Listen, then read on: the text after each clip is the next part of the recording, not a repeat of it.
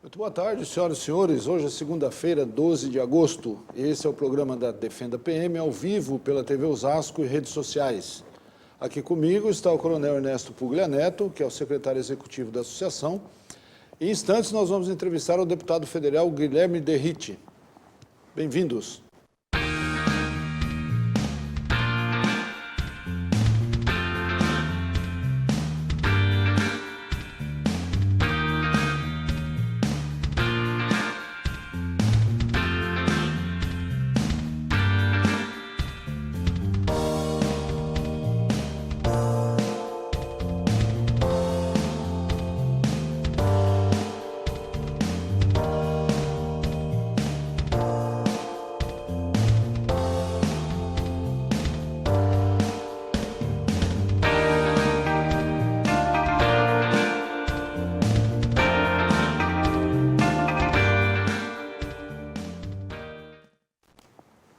A Defenda colocou no ar o site www.cumpredoria.com.br.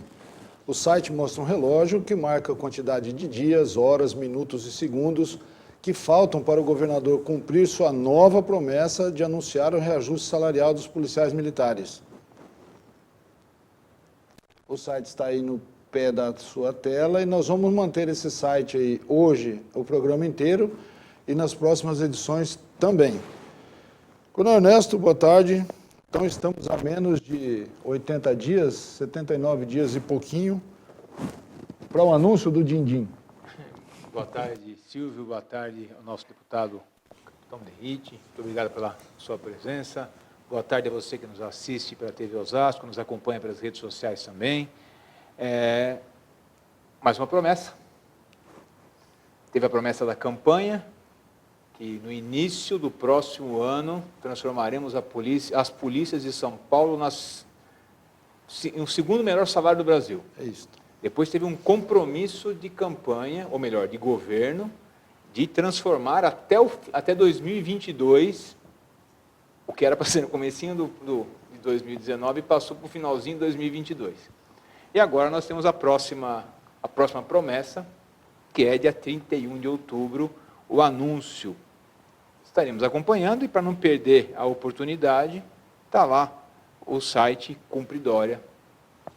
Eu queria pedir para a produção colocar o site na tela inteira. Possível? E um detalhe, né, Silvio? Nós temos a campanha que está já sendo desenvolvida há bastante tempo já, de outdoor, de distribuição de panfletos. E sobre o outdoor, nós temos uma novidade, se eu posso colocar assim, né? Eu hoje recebi um telefonema dizendo que tem uma outra concessionária preocupada com um outdoor, está lá no KM 48,5 da Castelo, parece que querem tirar esse outdoor de lá. Vou só avisar a concessionária aí que está querendo fazer isso, dá uma olhadinha direitinho. Teve uma outra que tentou um tempo atrás e teve que se desculpar depois formalmente. Afinal, precisa ver com base em quê, né? Qual a atitude legal que vai propiciar a retirada desse outdoor, se é que vão conseguir tirar esse outdoor das margens da Castelo Branco. Tem todo um aspecto legal que tem que ser cumprido. Então, nós somos legalistas, nós, a Defenda PM, somos legalistas, que as pessoas também sejam legalistas com aquilo que nós fazemos. Muito bom. Já estão abertas as inscrições para o curso de programa de pós-graduação Lato Sensu em Segurança Pública. Esse curso foi lançado pela Universidade de Santa Cecília, que é a Unisanta, em parceria com a Defenda PM. Será no modelo EAD, com duração de 464 horas aula. Vai abranger assuntos como direitos humanos, políticas públicas, criminologia e vitimologia, direito policial, sistema prisional, segurança e outros. As inscrições podem ser feitas pelo site unisanta.br/EAD. Só posso fazer uma observaçãozinha só? Tem um complemento aí. Você que nos acompanha e está interessado nesse curso, então vamos lá. Nós temos algumas vantagens, algumas facilidades para quem é policial militar, militar estadual. O curso vai sair em 14 parcelas de R$300. Para você que é policial militar de São Paulo, de qualquer unidade federativa do Brasil, vai sair por 249. E se você for associado da Defenda, vai pagar 14 parcelas de 180. É uma oportunidade de fazer um curso extremamente técnico, muito bem preparado por nós e pela Unisanta, para que você entenda, conheça um pouco mais sobre a realidade da segurança pública, da ordem pública no Brasil. Tá? Muito obrigado, Silvio. 1 mais 13 de 180. 1 mais 13 de 180. Perfeito. Nosso entrevistado de hoje é o capitão Derrite, deputado federal eleito pelo PP, Partido Progressista, com 119.034 votos. Na PM de São Paulo, o Derrite comandou o pelotão da Rota, o posto de bombeiros da Casa Verde e o de Pirituba. Na Câmara Federal, é vice-líder do governo e membro titular, vice-presidente da Comissão de Segurança Pública e Combate ao Crime Organizado, dentre outras que participa também. Deputado, muito boa tarde, obrigado pela sua presença mais uma vez aqui no nosso programa. Bem-vindo. Obrigado, Silvio, obrigado, Coronel Ernesto. Para mim é sempre uma satisfação voltar aqui, conversar com vocês, debater um debate de alto nível, levando a informação não só para os associados da Defenda PM, mas para todos que nos assistem. E acho que essa transparência é fundamental nos dias atuais da nossa política, né? Coronel Ernesto. Bom, deputado, mais uma vez, muito obrigado pela sua presença. A gente sabe que o primeiro semestre de 2019, lá no Congresso Nacional, principalmente na Câmara, foi agitado. E nós tivemos aí, como coroamento desse primeiro semestre, a votação da Previdência. O senhor pode falar um pouquinho dessa sua experiência nesse primeiro semestre? Como é que foi participar de tudo isso? Olha, eu acho que só esse primeiro semestre já valeu a pena o desafio de ser parlamentar e de estar, né, parlamentar federal. Haja vista aí tudo que nós fizemos, debatemos, e no meu caso eu falo com tranquilidade tudo que eu já estudei, tudo que eu já me preparei e posso conversar, desde a pessoa que não entende nada sobre a nova Previdência até o Bruno Bianco, que é o advogado lá, secretário adjunto da reforma da Previdência, com o qual eu tive o prazer de conversar e tirar várias dúvidas. Então, foi muito bacana, foi uma experiência única e poder estar lá, né? Não só defendendo a nossa classe, os policiais militares, mas dando uma sustentabilidade para a nova Previdência. Os brasileiros, que por vezes, aí, pelo discurso do pessoal da esquerda, né, são falsamente enganados, dizendo que não há problema na Previdência. E nós sabemos que há um déficit de quase 200 bilhões de reais por ano. Para o pessoal entender, sem falar da Previdência dos militares. Em 1960, a nossa Previdência ela é contributiva, ou seja, quem está na ativa trabalhando paga a aposentadoria de quem está já aposentado. No regime geral, em 1960, nós tínhamos 9,6 brasileiros trabalhando para sustentar um aposentado. E a expectativa em 2030 é de termos 1,6 brasileiros trabalhando para sustentar um aposentado, ou seja, a distância é muito grande. E por que isso aconteceu? Eu uso o exemplo da minha família. O meu avô, Pedro, que é vivo até hoje, tem 91 anos de idade, tinha 11 irmãos. Aí meu pai teve 4 irmãos. E o meu pai teve 3 filhos, e eu já tenho 2, ou seja, a taxa de fecundidade ela diminuiu muito e a população brasileira, acompanhando a tendência mundial, ela envelheceu muito. Então, nesse sistema contributivo, tem muito menos pessoas trabalhando para sustentar um contingente muito maior que está aposentado. E felizmente as pessoas estão vivendo mais, né? Existe Graças uma expectativa de vida maior. A medicina avançou, a expectativa de vida aumentou. Então o sistema retributivo, que é o que o ministro Paulo Guedes, ministro da Economia, junto com o governo Bolsonaro, propôs, é de que enquanto eu estiver trabalhando, eu estou contribuindo e eu vou ter essa retribuição lá na frente. Isso falando do regime geral. E aí tem os aspectos da Previdência dos militares, que eu tive o prazer e a honra de estar na Comissão Especial da Reforma da Previdência, podendo mostrar e falar para os outros parlamentares o que é ser policial militar. Que a gente não deixa de ser policial militar quando tira a farda e sai de serviço. Nós somos policiais militares 24 horas por dia. E ter alguém com a experiência que eu tive, que, modéstia à parte, né, foram só 16 anos na Polícia Militar, mas foram anos de combate no serviço operacional. Eu sei o que passam, desde o soldado da Polícia Militar ao coronel. Então foi uma satisfação muito grande, uma responsabilidade que eu creio que eu consegui representar cada um de nós, nossos irmãos de farda aqui de São Paulo e de todo o Brasil. E a primeira batalha nós vencemos, agora vamos para o próximo passo.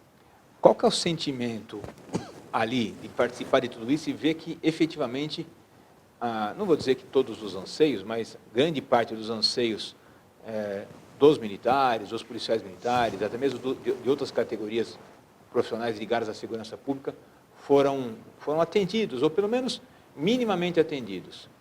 É uma sensação de dever cumprido? É a sensação de dever cumprido, Coronel, o que é mais interessante, né? O nosso destaque na Comissão Especial da Reforma da Previdência, o destaque 139, proposto pelo DEM, do deputado Pedro Paulo, do Rio de Janeiro, foi o único que teve voto por unanimidade. Então, até os partidos de esquerda, PT, PSOL, PCdoB, votaram a favor das polícias, principalmente dos militares estaduais. Então, o pessoal hoje em dia, graças à transparência, graças à internet, graças a vocês, graças às associações, esse trabalho, eles sabem que toda vez que morre um policial, não é só a família daquele policial, não é a instituição, é a sociedade que está morrendo aos poucos junto com aquele policial. E nós, além de arriscarmos a vida, os nossos irmãos de farda morrem diariamente.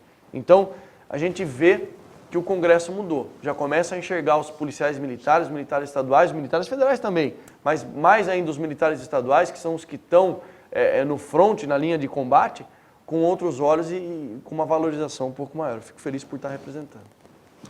O senhor está participando nessa legislatura de um momento histórico para as forças de segurança, com a eleição de muita gente, o que não ocorreu no passado, né?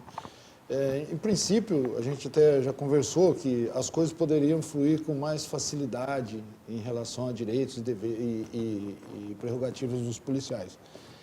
Isso se efetivou ou não? Ou está difícil de conversar com aquele Congresso? Como que está sendo isso? Não, eu creio que isso vai ser efetivado ao longo da legislatura.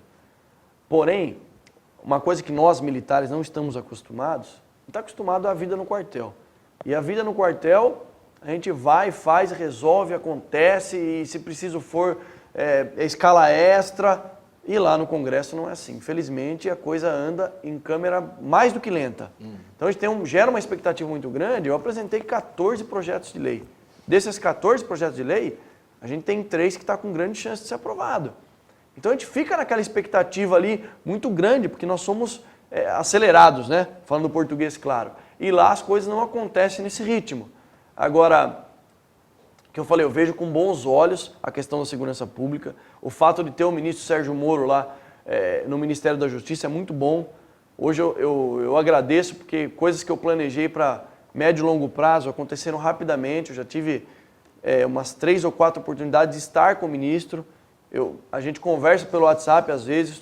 Ele sabe da minha luta pelo pacote anticrime, porque ali ele traz várias reformulações legais que vão propiciar não só o bom trabalho do policial, mas uma queda assim, nesses índices criminais de segurança pública gigantescos.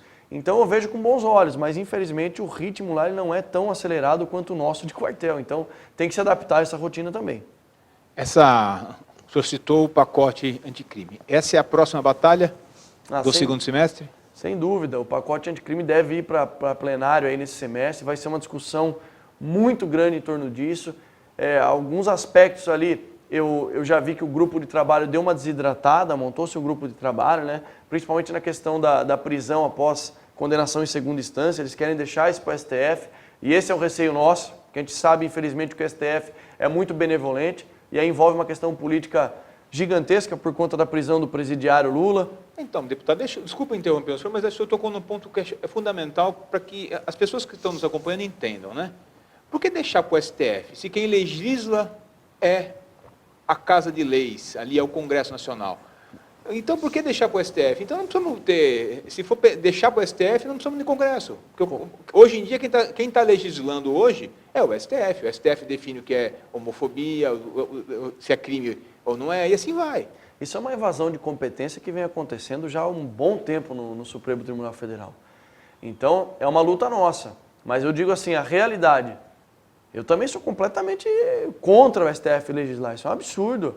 Nós temos que assumir esse papel.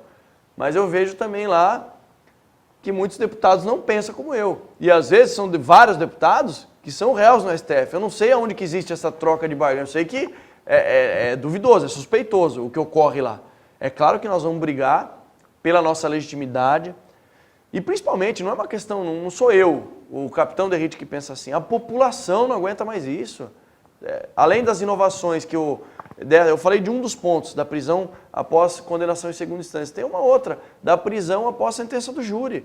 Hoje em dia, como funciona para o pessoal entender? Um criminoso é réu ao tribunal do júri. Ele foi condenado pelo júri. Caso caiba uma apelação, algum recurso, ele não fica imediatamente preso. Então vamos imaginar a seguinte situação fictícia. Está lá no tribunal do júri, na Barra Funda. Foi condenado. O advogado dele apelou, cabe um recurso, ele vai para casa. Aí ele sai e vai para o ponto de ônibus. E encontra lá no ponto de ônibus um dos jurados. Essa é a nossa legislação. Então, eu falei da prisão em segunda instância, a prisão imediata após sentença do júri. Então, são várias inovações legais que o pacote anticrime traz, que vai beneficiar muito, vai colocar bandido na cadeia.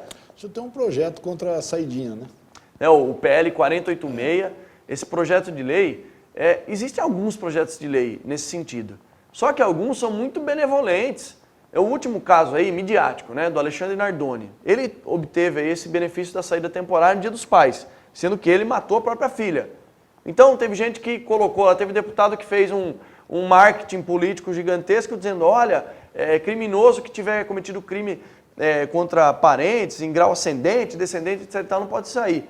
Tá bom, mas no meu projeto de lei, o 4086, acaba com a saída temporária. Não interessa se ele cometeu o crime contra parente, contra vizinho, contra quem...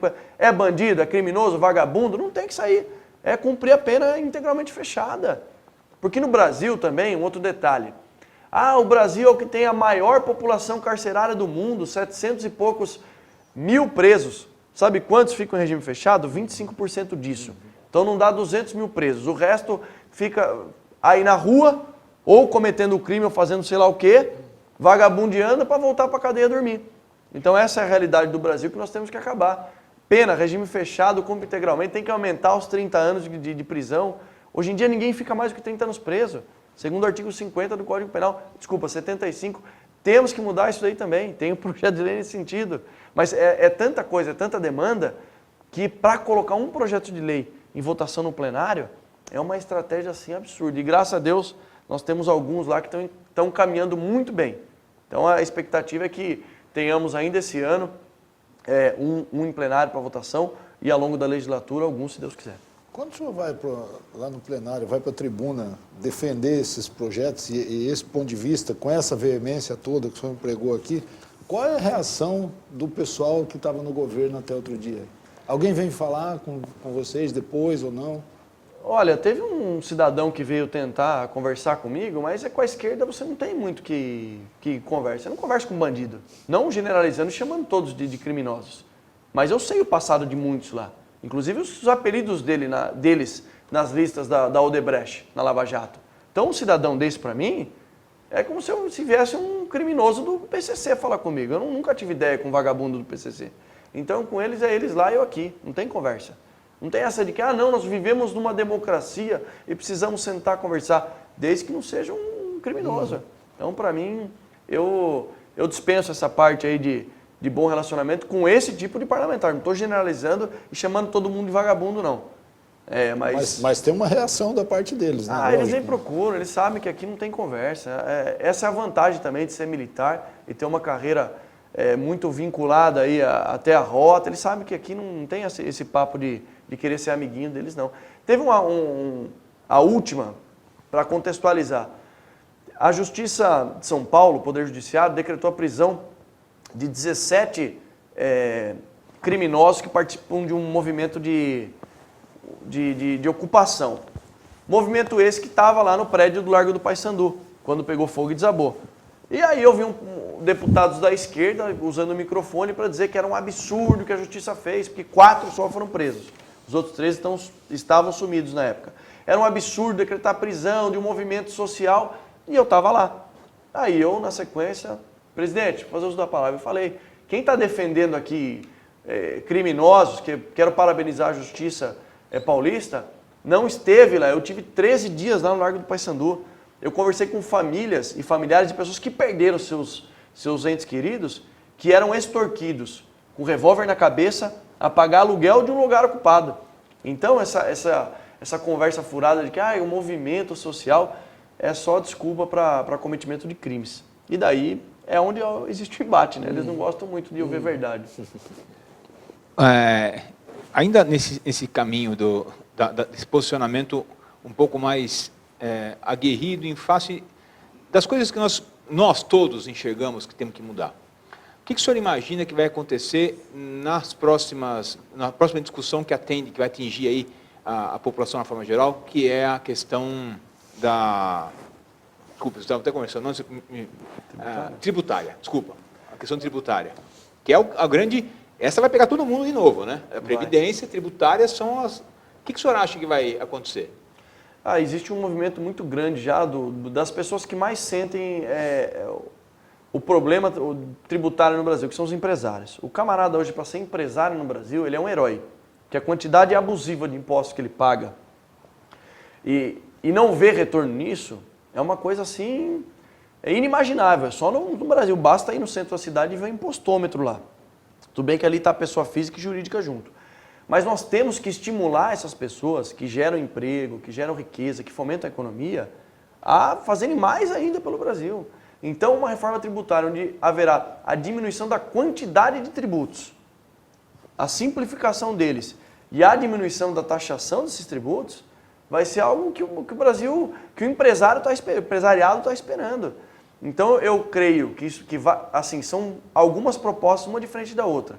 Alguns que defendem um imposto único, outros que defendem uma simplificação. Eu acho que haverá junção dessas propostas principais, salvo engano são 3, inclusive uma do próprio Congresso.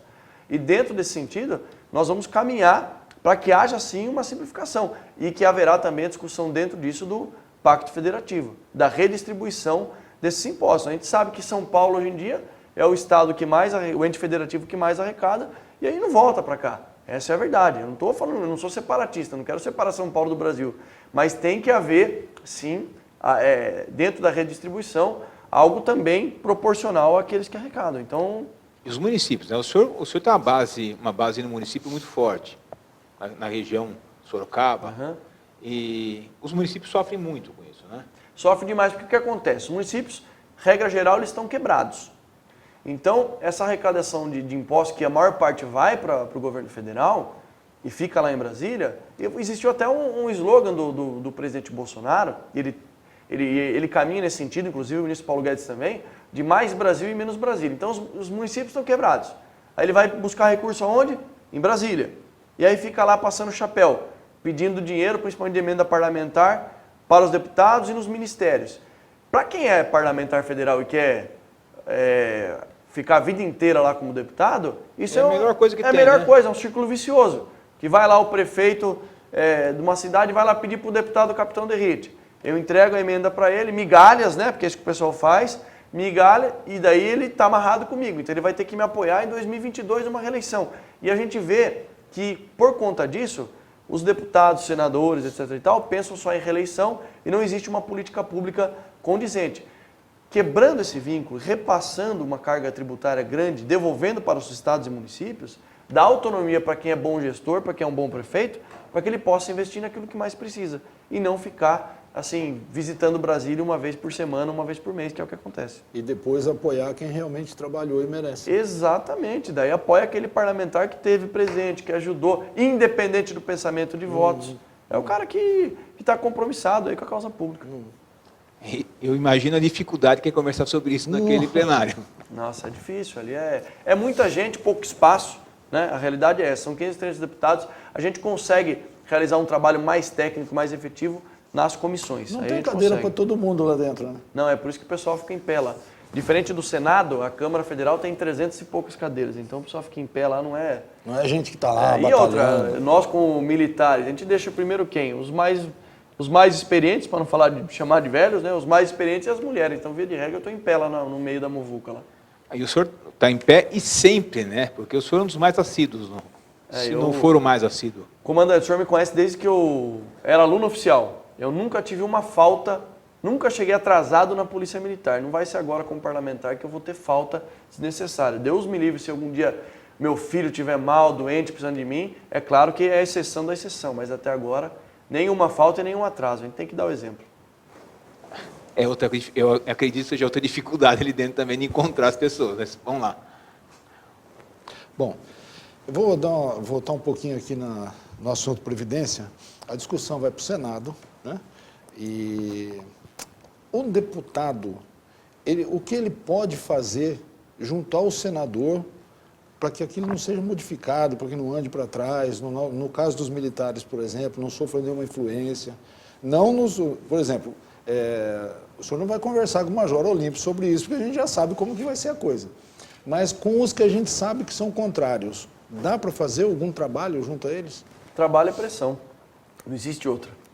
É chegar para o senador e falar, ó, senador, isso primeiro que já houve um acordo entre os partidos, para que isso acontecesse. Só que para o pessoal entender, eu acredito que o nosso público ele é um público seleto, mas vamos explicar um pouquinho. Os deputados são os representantes do povo e os senadores são os representantes dos entes federativos, dos governos mais DF. Por isso que a proporção de deputados ela é diferente. Todos os estados têm 3 senadores, que eles representam justamente os estados. Então, o que acontece agora? Vai haver uma pressão, acredito eu, dos governadores de querer acabar, no nosso caso, não, coloca os militares estaduais na vala comum. Daqueles que não reconhecem e valorizam as suas polícias, seus corpos de bombeiros militares. Então, o nosso trabalho é estar, entre aspas, ali perto, até porque a gente tem livre acesso, tanto o senador pode ir no plenário da Câmara dos Deputados, quanto o deputado pode ir lá. Tá olhando de perto, vendo quem é que tem posicionamento contrário, e além de tentar no argumento conversar, acionar o pessoal. Aonde que o deputado sente muito hoje? Por que a coisa mudou? Por que teve essa renovação tão grande? Por causa das mídias sociais. Botar o povo aí, avisar o pessoal nosso para fazer pressão nas mídias sociais, mandar e-mail para o cara falar, viu, você não pode fazer isso daí. Querer colocar o militar numa condição de... Imagina um policial militar com 65 anos de idade, com um fuzil de colete, ou um bombeiro que chega a carregar 30 quilos de equipamento com 63 anos de idade e vai subir um prédio de 30 andares para salvar uma pessoa. Esses argumentos que a gente tem que levar para eles, mas tem que fazer pressão. Ainda sobre a Previdência, o senhor acredita que o Senado consegue abrir uma nova PEC paralela para retornar estados e municípios para as regras e como é que isso vai refletir na Câmara, já que a Câmara sacou esse texto? Eu vou falar aqui, Coronel, como vice-líder do governo. O ideal para o governo, para o ministro da Economia, é que fossem incluídos estados e municípios. Vou dar um exemplo para o senhor. Nós temos mais de 2.000 municípios com regime próprio de Previdência, que alguém criou lá atrás, sempre por uma questão populista e eleitoreira, não, vou valorizar meu funcionalismo. Porque tem município, se o cara valorizar o funcionário público, ele está reeleito. Cidades pequenas. Porque esse cara que é funcionário público, normalmente é um influenciador, etc. e tal. Então, a questão de incluir estados e municípios, o governo entendeu que ela é necessária. Como houve um acordo para que isso fosse aprovado, principalmente os deputados do Nordeste pediram a retirada. Foi uma maneira de aprovar o texto base. Foi aprovado. Agora vai para o Senado. Caso queiram incluir estados e municípios, qual que é a estratégia? Uma PEC será apartada, entra com regime de um caráter de urgência, para tramitação, e segue o texto base. Esse texto base é a Previdência que garante para o governo em 10 anos uma economia de 900 bilhões de reais. Então, eu creio que isso acontecerá no Senado. E daí ela viria para a gente novamente. Começa no Senado, vem para a Câmara, termina no Senado novamente. E ainda aproveitando Previdência, nós sabemos, aqueles que nos acompanham sabem que houve aprovação de quase todos os termos necessários para, vamos dizer assim, a manutenção do mínimo de sistema de proteção social do policial militar, do policial, do militar do Exército também, do militar federal e militar estadual. Só que nós temos uma lei que vai agora definir tudo isso. Como é que vai funcionar essa lei? Se eu puder explicar um pouquinho para os nossos telespectadores. Houve uma alteração no texto da Constituição Federal. Como funcionava antes? Cada Assembleia Legislativa nos seus estados decidiam sobre a previdência, as regras de inatividades e pensões dos militares estaduais, PMs e bombeiros. Nós temos 7 estados onde os policiais militares e bombeiros militares já não têm a paridade, a integralidade, alguns trabalham já há 35 anos. Então, historicamente, nós fomos observando que, olha, deixar as Assembleias Legislativas na mão dos governadores é um grande prejuízo para a gente. que eles vão querer colocar o militar estadual na vala comum. O que nós fizemos? Já veio do governo federal a alteração do inciso 21 do artigo 22 da Constituição Federal, que fala sobre os militares estaduais. E dentro desse texto, o que foi alterado? Que regras de inatividades e pensões dos militares estaduais serão legislados passam a ser, aliás, competência da União. Sendo competência da União, lá no Congresso Nacional nós podemos discutir. Então nós procuramos um alinhamento com o presidente Jair Bolsonaro. Eu estive numa reunião com ele, inclusive estava eu, o senador Major Olímpio e o coronel Miller, que trabalha com o senador Major Olímpio, e lá foi nos garantido esse apoio à previdência dos militares estaduais. Nós tínhamos que aprovar isso daí na comissão especial, conseguimos aprovar na comissão especial. E aprovamos também uma similaridade com as Forças Armadas, mas não totalmente, porque a gente começou a ver que uma similaridade total com as Forças Armadas poderia prejudicar alguns estados, que é o nosso caso, porque as Forças Armadas não aposentam com posto imediato. A própria idade limite do soldado é totalmente diferente. Vai levar, nosso efetivo vai baixar porque é diferente. E outra, né, coronel, nós temos alguns aspectos parecidos, mas o serviço propriamente ele é diferente, o serviço do policial militar. E aí conseguimos essa aprovação e, dentro de um acordo partidário, discutir, dentro do projeto de lei 1645, que é o projeto que vai reestruturar a carreira das Forças Armadas, vai falar sobre a que estão chamando lá de reforma da Previdência dos Militares, dentro do PL 1645, que já tem uma comissão especial nomeada, montada, a gente vai incluir um artigo falando sobre a Polícia Militar, pelo menos enquanto nós não temos a nossa lei orgânica própria. Então a ideia é ter a similaridade com as Forças Armadas. Eu defendo com uma regra de transição um pouco menor, que eles propuseram 17%. Eu proponho um pouco menor, porque, como eu disse, o militar estadual, o policial militar e o bombeiro é quem está diariamente na rua, mas garantindo ali para a gente a paridade e a integralidade. Nem que tenhamos que aumentar um pouco o tempo de serviço. A gente não quer também, nós vamos contribuir. Eu acho que a gente já contribui com muito mais. Contribuímos até com a própria vida. Isso é fato.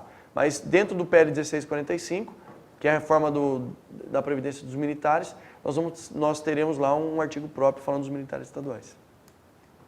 Perfeito. Eu acho que isso aí agora é questão que vai ser discutida paralelamente às outras leis que o senhor está citando. Exato, simultaneamente. Então vai ter lá o pacote anticrime caminhando, a reforma tributária caminhando e a comissão especial do PL 1645, da qual eu sou titular, eu e outros militares estaduais somos titulares lá, caminhando nesse sentido, até também para apoiar as Forças Armadas, que tem poucos representantes. Eles precisam do nosso apoio, merecem, mas é claro, fazendo essa distinção, como eu disse, das peculiaridades dos militares estaduais e federais. Silvio, eu não podia deixar de fazer uma observação aqui. Toda vez que o deputado comparece aqui ao programa, nós temos uma audiência maravilhosa. Muito obrigado a você que nos acompanha, está nos acompanhando. Tem muita pergunta chegando. Eu não vou conseguir fazer todas, depois fica aqui, a gente vai passar para o deputado fazer as respostas. Muita gente acompanhando mesmo. Então, infelizmente, eu pensei algumas aqui, mas nem todas eu consigo fazer. Algumas? Eu já fui falando aqui, já fui aproveitando. Tem a da Rosinha aqui que fala sobre, ela está preocupada com a aposentadoria dos idosos. Como é que vai ficar?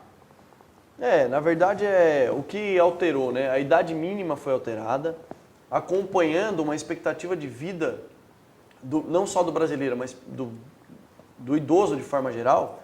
Mas o que o pessoal tem que entender.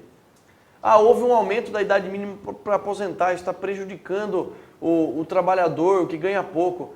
Senhores, se nós não alterássemos a Previdência, e como eu falei, nós militares estamos dispostos também a contribuir, e vamos contribuir, em que pese nossos irmãos de farda morrerem diariamente. Mas se não fizéssemos essa alteração... Não ia ter dinheiro para pagar. Exatamente, ia chegar num ponto daqui 5 ou 10 anos, onde o aposentado ia chegar para sacar sua aposentadoria e não ia ter dinheiro. Porque o Brasil estava à beira de uma falência total. Por isso foi necessário um aumento da contribuição, e a colocação de uma idade mínima com essas alterações. Um esclarecimento. Essas mudanças todas que vêm aí na reforma da Previdência passam a valer a partir de quando e para quem? A partir da promulgação. E para quem? Para aquele rol de categorias do regime geral, do regime comum. Então, todas aquelas categorias que contribuem com o INSS serão regidas pela nova Previdência. Todos. Aí os casos específicos, por exemplo, o militar. O militar tem uma lei própria que vai definir. Mas assim, o funcionário público de forma geral, você pega juiz, promotor, todos esses vão entrar também lá na idade mínima, a regra de transição deles foi alterada. Então, vocês imaginam a quantidade de associações que a gente acabou recebendo lá, até para fazer parte da comissão especial. Mas ela passa a valer a partir da promulgação. O Senado aprovando, vai para a Presidência da República para assinatura e a partir dali passa a valer. E tem a regra de transição que vai atingir cada categoria de uma forma diferente. Sim, cada categoria, dentro do que foi preconizado na PEC 06, vai ter uma regra de transição diferente. Alguns com 50%, outros com 100%. O medo de muitos era o seguinte: não havendo regra de transição, pessoas que estariam ali prestes a se aposentar poderiam trabalhar mais 8 ou 9 anos. Aí, essa regra de transição veio para corrigir essa possível injustiça. Bom, eu acho que, aqui, até aproveitando aqui uma fala, acabei perdendo aqui, aqui, ó. O do William Santos, ele fala da ótima entrevista que foi esclarecedora. Eu acho que foi a melhor entrevista, a melhor exposição que nós tivemos aqui na parte da Previdência, que trouxe de uma forma bastante clara uma luz sobre tudo aquilo que nós havíamos discutido, né? Então, acredito que de todas as entrevistas que nós fizemos aqui sobre Previdência, essa foi a mais esclarecedora realmente. Isso mostra que o senhor esteve presente, efetivamente, estudou, como eu disse antes, efetivamente tudo aquilo que falava sobre Previdência Social. Coronel, e outro detalhe que eu quero fazer jus aqui também. Eu desafio qualquer parlamentar municipal, estadual, federal, a comparar o meu rol de assessores, porque eu contratei uma equipe através de processo seletivo, não tem nenhum amiguinho meu, o cara é meu amigo, me arrumou voto, não sei, não, tá errado. Se a gente não mudar esse jeito de fazer política, então as pessoas que trabalham comigo, além de serem muito capacitadas e comprometidas, trabalham muito. A minha equipe jurídica, se o senhor for ver, tem 2 assessores aqui formados em Direito no Largo de São Francisco, que foram oficiais da PM de São Paulo, mas que são expoentes, um primeiro colocado de turma da Academia do Barro Branco. Lá em Brasília eu contratei o Diego, que é auditor fiscal, que é auditor do TJDF, mas ele fica cedido, né, vem requisitado, com mestrado e doutorado em Coimbra, em Portugal. Então o segredo é ter uma boa equipe de assessores e o deputado tem que estudar. Eles ajudam, mas se o parlamentar não colaborar também, estudando, debatendo, discutindo, acaba não trazendo, não tendo conhecimento a respeito do que está fazendo. Está votando ali sem saber o que está votando. Sem falar no seu chefe de gabinete. Hein? Não, o Coronel Nunes é uma pessoa que eu tenho, todos nós, né, temos grande admiração. Foi comandante-geral da PMDF, foi presidente do Conselho Nacional dos Comandantes Gerais. Então, contribui muito também pela experiência dele de comandamento e mestrado também, fora da instituição. Graças a Deus, a gente montou uma equipe muito boa, muito técnica, acompanhando o nosso presidente Jair Bolsonaro, que montou os ministérios com prioridade no caráter técnico, sem indicações políticas, e acho que assim a gente muda a política do Brasil. Eu não posso encerrar sem fazer a pergunta do Osni, que já levantou o dedinho um monte de vezes aqui. Então, ele está perguntando dos políticos. Eu acho que é interessante. Como é que vai ficar a aposentadoria dos políticos? Vou responder... Como é o nome dele? Osni Guedes Barros. Osni Guedes Barros. Dos 513, eu não posso falar. Dos 512. A minha, eu te falo. Eu abri mão, foi o primeiro ato público que eu fiz na Câmara Federal. Assinei e protocolei, abrindo mão da aposentadoria especial de parlamentar, da qual eu teria direito. Porque eu acho um absurdo o deputado trabalhar 4, 8 anos e sair com uma baita numa aposentadoria, coisa que o trabalhador não consegue. Então, é o primeiro ato público meu, antes de tomar posse, eu assinei, se não me engano, dia 29 ou 30 de janeiro, tomei posse 1º de fevereiro e protocolei no primeiro dia, já empossado, abrindo mão da aposentadoria especial como parlamentar. Como vai ficar? Respondendo agora a sua pergunta. Quem entrou até essa última legislatura, infelizmente tem direito. Por mim, colocaria todo mundo no INSS, é onde eu entrei. Mas quem entrou até na última legislatura, 2019, 2022, 2023, ainda tem direito. Os próximos que entrarão já não terão esse benefício, não vou nem falar benefício, esse privilégio, né? Que isso é um absurdo, tem que acabar, por isso abrir mão. Antes que alguém mais pergunte, quantos igual o senhor, deputado, abriram mão? Eu acho que não dá 10%, uns 40 e poucos, 50 deputados abriram mão. Infelizmente, muito pouco. Muito bom. A gente chegou aqui ao fim de mais um programa. Lembrando que faltam 79 dias, 11 horas, 15 minutos e 47 segundos agora para o governador anunciar o reajuste dos policiais militares, a 10ª promessa que ele fez. Deputado Capitão Guilherme Derrite, muitíssimo obrigado pela sua presença, as informações, um programa muito legal, muito informativo e esclarecedor. Obrigado, meu amigo. Obrigado, Silvio. Obrigado, Coronel Ernesto. Sempre um prazer estar aqui com vocês. E eu estou sempre à disposição, não só da Defenda, mas de todos os nossos irmãos de farda, eleitores, seguidores. Juntos com a transparência, a gente muda a política do Brasil. Tenham todos uma boa segunda-feira, ótima semana e até a próxima segunda.